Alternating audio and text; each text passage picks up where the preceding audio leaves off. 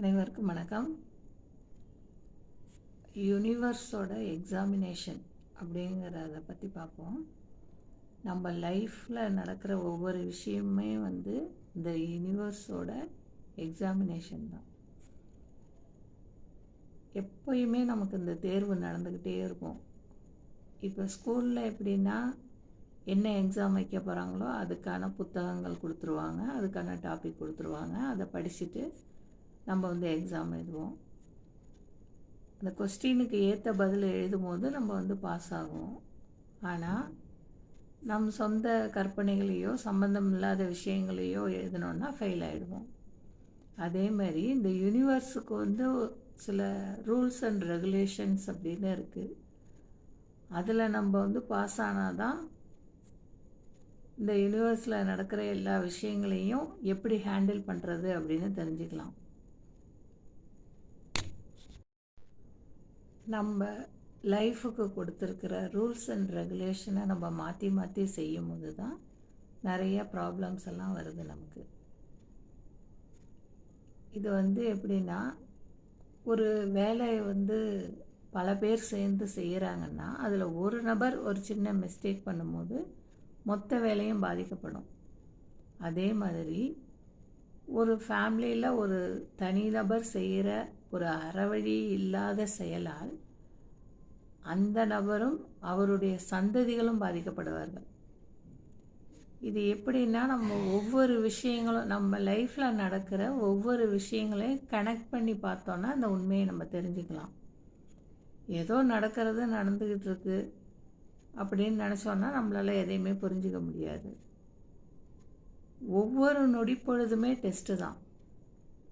அப்போ ஒரு லைஃப்பில் ஒரு தீய கர்மா நமக்கு வருதுன்னா அதுக்கு மேக்ஸிமம் நம்ம என்ன பண்ணுவோன்னா பிறர் மனதை புண்படுத்துவோம்.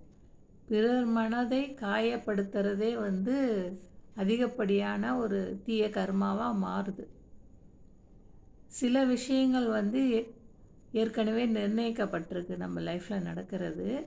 அதற்கான காரணங்கள் நமக்கு வேணால் புரியாமல் இருக்கும். ஆனால் அதற்கும் காரணங்கள் உண்டு, ஆனால் நமக்கு அது புரியாது. ஆனால் அதிகப்படியான விஷயங்கள் நாமே உருவாக்கிக்கிறது தான்.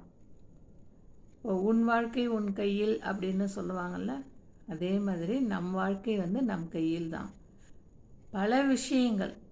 பல விஷயங்களை நம்ம வாழ்க்கையில் நடக்கிற பல சம்பவங்களுக்கு நம்ம தான் காரணமாக இருப்போம்.